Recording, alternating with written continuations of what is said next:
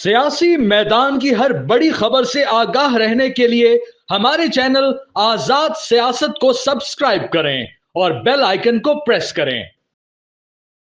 Actually बात माननी चाहिए कि नरेंद्र मोदी का जो वॉर हिस्टीरिया है it is far from over.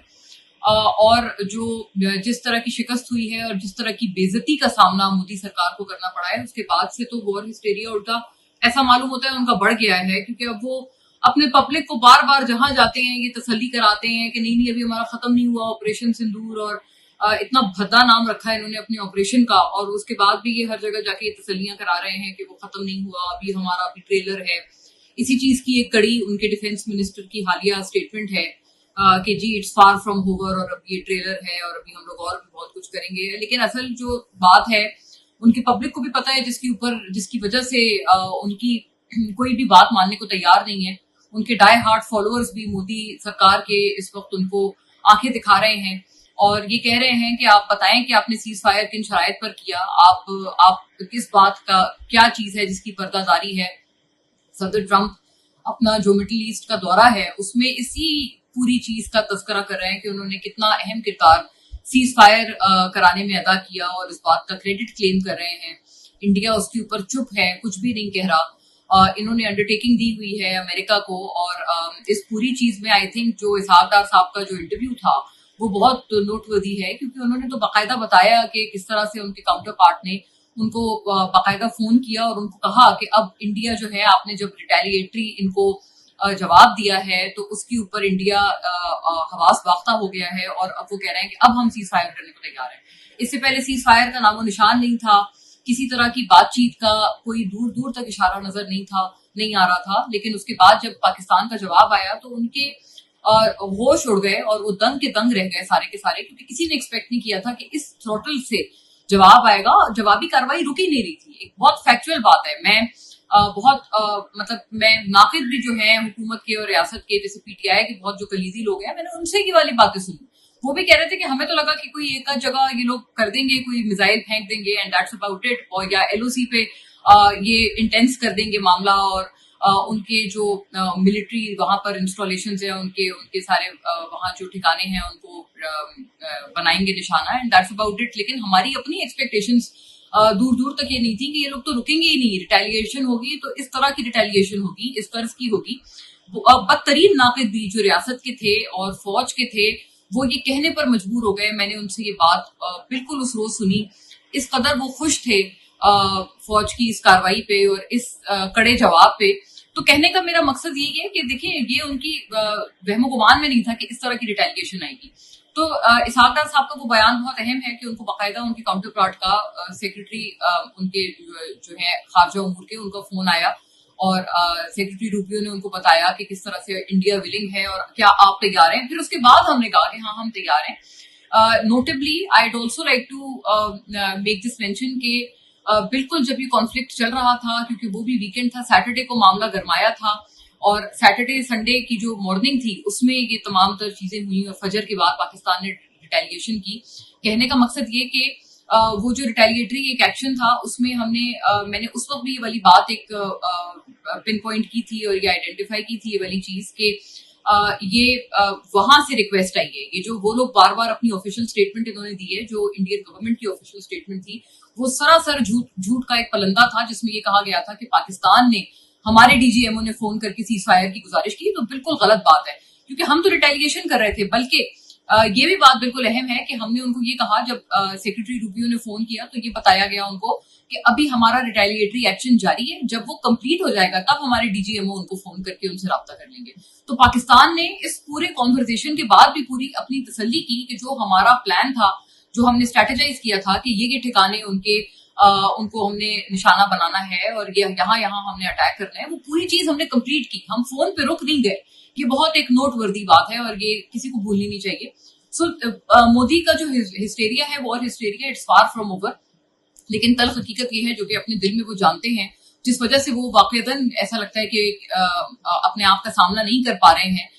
वो तल्ख हकीकत ये है कि ये लोग यूएस को गारंटी दे चुके हैं। तो अब फिलहाल इस बारे में कुछ भी वो लोग नहीं करेंगे, लेकिन हाँ कोई बहाना जरूर ढूंढेंगे वो लोग। इंडिया की तरफ से ये कोशिश बहरहाल पहले भी रही है और अब और ज्यादा एड़ी छोटी की का जोर लगा के ये कोशिश की जाएगी कि कोई बहाना, कोई प्रिटेक्स्ट बनाया जाए जिसकी बुनियाद पर कोई होंडा सा प्रिटेक्स्ट हम बनाएं जिसकी बुनियाद पर हम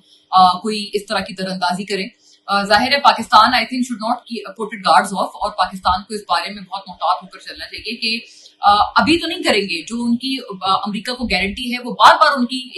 उनके नापाक अज़ाइम के आड़े आ रही है। अपने गवर्नमेंट को, अपने पब्लिक को वो लोग झूठ बोलते जाए, वो तो जाहिर है वो उनका शुरू से वतीरा रहा है, वो तो उससे बेहतर कुछ कर नहीं सकते, लेकिन असल हकीकत यही है। लेकिन कोई बहाना जरूर तलाश करेंगे जिसकी बुरी तरह से तगोदौ में है मोदी सरकार के, कोई उनको बहाना दोबारा मिले। तो इसलिए obviously Pakistan should keep its guards on. देखिए प्रेसिडेंट ट्रंप का मैं समझती हूँ कि उनका जो मिडिल ईस्ट का सारा दौरा था वो सिर्फ और सिर्फ एक चीज पर मबनी था, और वो था कि better trade and better connectivity. ये पूरा एक अज़म लेके डोनाल्ड ट्रंप निकले हैं, और आई थिंक ये उनके पिछले टेन्योर से एक मुख्तलिफ चीज है, क्योंकि अब वो बात कर रहे हैं। पहले वो जरा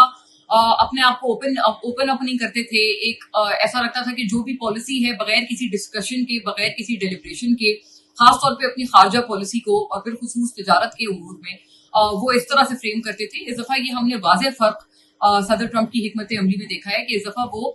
बहुत एंगेजमेंट में बिलीव कर रहे हैं। और मुझे याद पड़ता है जब उनका पिछला टेन्योर भी टुवर्ड्स एंड जो टेन्योर था उनका, उस वक्त उन्होंने अपनी ये सोच और ये एक हिकमत अमली अपनाई थी जो कि बहुत पॉजिटिव थी। दोबारा यही चीज की एक हमें तसलसल इसका नजर आ रहा है इसी हिकमत अमली का कि एंगेजमेंट करें, बात करें, और सारे जो भी ममालिक हैं जो कि पोटेंशियल ट्रेड पार्टनर्स हैं और ऑलरेडी जाहिर है ट्रेड पार्टनर्स हैं, उनमें पोटेंशियल इस सेंस में है कि जाहिर है वो इनहैंस हो सकते हैं। उनसे बात करें कि आप हमें क्या ऑफर कर सकते हैं, हम आपको क्या ऑफर कर सकते हैं। तो ये एक ट्रेड पर मबनी उनका दौरा पूरा था कि वो अपने जो पार्टनर्स हैं बिलखुसूस मिडिल ईस्ट में, उन सबसे उन्होंने एंगेज किया। और बहुत नोटेबल बात इसमें ये है कि देखें गोया ये कि इसका जो ताल्लुक था वो तिजारत से था, लेकिन सदर ट्रंप ने अपने आप को बतौर एक पीस ब्रोकर उन्होंने अपने आप को पिच किया। और वो उन्होंने किस तरह से किया, ये पूरे पाक भारत तनाव में जो अमेरिका ने रोल अदा किया और जो उन्होंने अपना कैरेक्टर अदा किया, उसकी बार बार बात करके उन्होंने बतौर अपना एक पीस मेकर उन्होंने अपना एक रोल बार बार जाकर उजागर करवाया इस खित्ते में, मिडिल ईस्ट में बिलखुसूस के वो he is in for piece, मतलब उन्होंने ये पैगाम दिया। और इसकी सबसे जो बेहतरीन मिसाल है हालिया पूरे सिनेरियो में, वो पाक भारत तनाव की मिसाल है, जहां पर एक there is no denying this कि उन्होंने बहुत एक पॉजिटिव रोल और एक बहुत मीडिएटरी रोल उन्होंने अदा किया। और उस चीज को उन्होंने हर जगह जाकर इसीलिए प्रोपोगेट किया। वरना बात यही है कि देखिए वो एक स्ट्रिक्टली ट्रेड और कनेक्टिविटी रिलेटेड एक दौरा था, और उनका जो पूरा मकसद था पूरे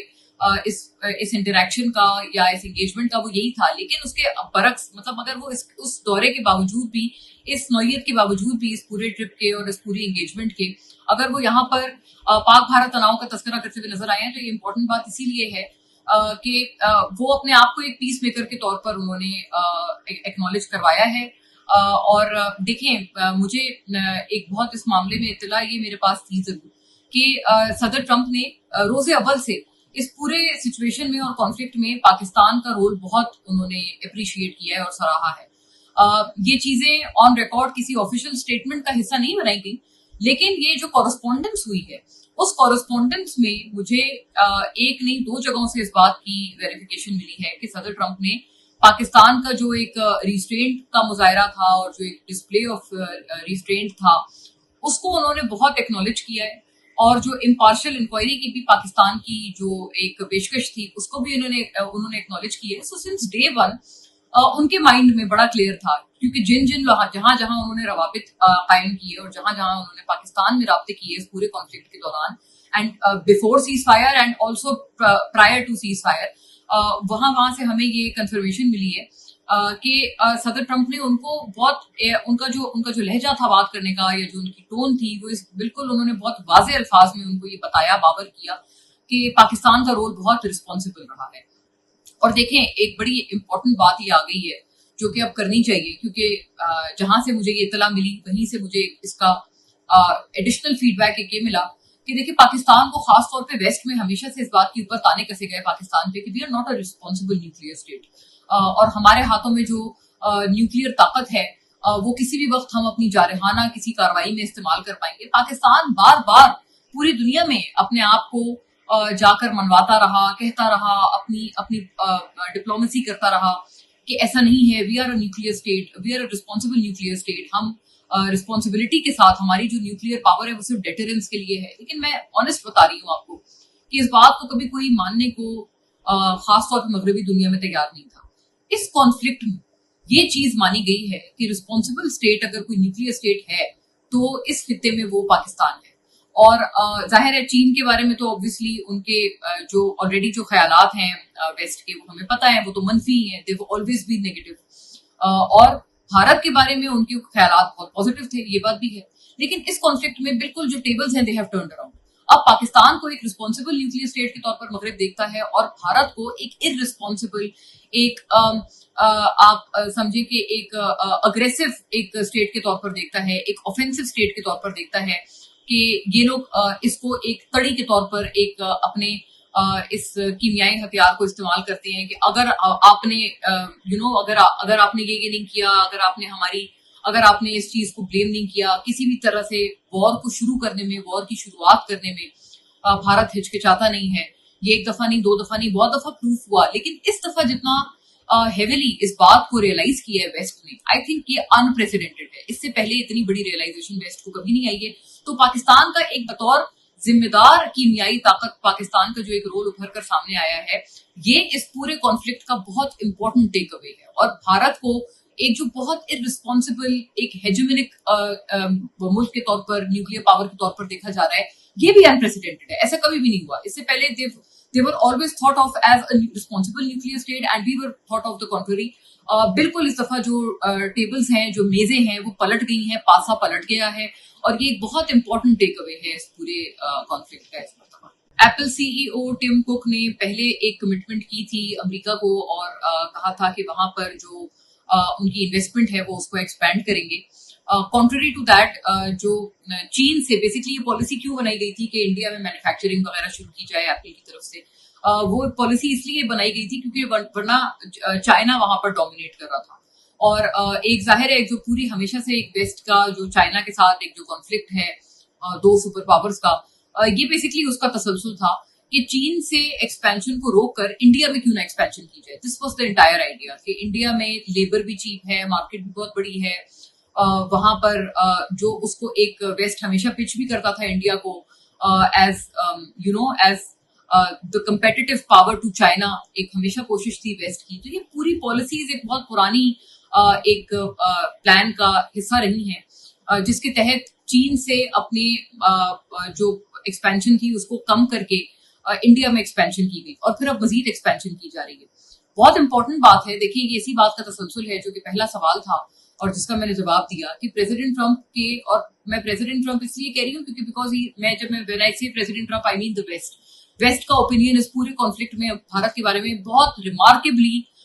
बदल गया है। हमारे लिए तो ये रिमार्केबल ही है क्योंकि हम जो बात पूरी दुनिया को बहुत अरसे से कहते रहे थे और कोई नहीं सुनता था, वो अब सुनी गई है। और इसी का ये तसलसल है कि डिस्करेज किया गया है प्रेसिडेंट ट्रंप की तरफ से एप्पल सीईओ टिम कुक को कि आप मजीद एक्सपैंड ना करें भारत में। देखिए उसका एक एंगल जो है वो स्ट्रेटेजिक है, जो कि इस पूरे कॉन्फ्लिक्ट से और इस पूरे वॉर जोन से मुंसलिक है, because India has emerged to be an irresponsible nuclear power इस पूरे तनाव में। और इस बात का जो एक स्ट्रेटेजिक पहलू है वो ये है। लेकिन इस बात का जो इकोनॉमिक पहलू है वो ये है कि भारत ने पहले बल्कि टिम कुक ने पहले ये कमिटमेंट दी थी यूएस को कि हम एक्सपैंड करेंगे अमेरिका में, और फिर उनकी जो इन्वेस्टमेंट्स की जो एक्सपेंशन की तवक्को थी, क्योंकि सदर ट्रंप आपको पता है मईशत के हवाले से वो पहले भी कुछ इस तरह के आउट ऑफ द बॉक्स फैसले लेते रहे हैं और वो मतलब एक काफी उनका इस तरफ रुझान है। He is an aggressive policy maker specially in economics. तो ये जो उनकी अग्रेसिव पॉलिसी मेकिंग है हमने पहले भी देखी, इस दफा भी ऐसी अग्रेसिव पॉलिसी मेकिंग का तसलसल है कि वो बाकायदा हिचकिचाते नहीं है, खुल के पूछते हैं कि भाई आप क्यों नहीं कर रहे हमारी तरफ इन्वेस्टमेंट। यही चीज इस दफा हमने देखी कि एप्पल सीईओ को उन्होंने एक तो अपना पुराना वादा याद करवाया और उन्होंने कहा कि if you are investing in और एक्सपेंडिंग इन इंडिया, तो आप भारत में एक्सपैंड करने के बजाय, अपने सरमाए को बढ़ाने के बजाय, आप हमारा जो आपने हमें कमिटमेंट की है, जो पुरानी ज्यादा उससे पहले की कमिटमेंट है, उसको क्यों नहीं ऑनर करते हैं। तो ये बेसिकली तकाजा है जो कि प्रेसिडेंट ट्रंप की तरफ से किया गया है। और इसके यकीनन दो पहलू हैं। इफ समबडी, क्योंकि मैंने इसको देखा इंडिया में इस बार इस पूरे मामले पे, और ये जो सदर ट्रंप का ये जो बयान है जो उन्होंने एप्पल सीईओ को डिस्करेज किया है इंडिया में इन्वेस्ट करने से, इंडिया में फिर से और उनकी मीडिया में फिर से इस पे मैंने जो जितने पब्लिकेशंस फॉलो की हैं, इस पे खासे सफे मातम की जो है वो बिछे हुए हैं।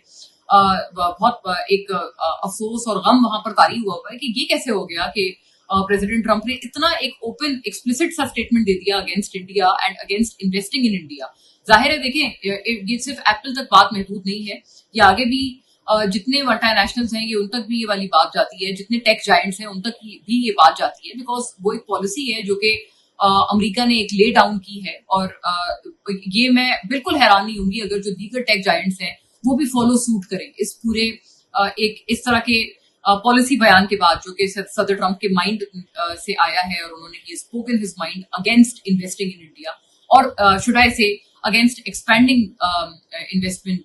In India. तो जाहिर है कि दीगर भी टेक जायंट्स पे मुझे कोई शक नहीं होगा और मुझे कोई हैरत नहीं होगी कि अगर वहां रिफ्लेक्ट होता है।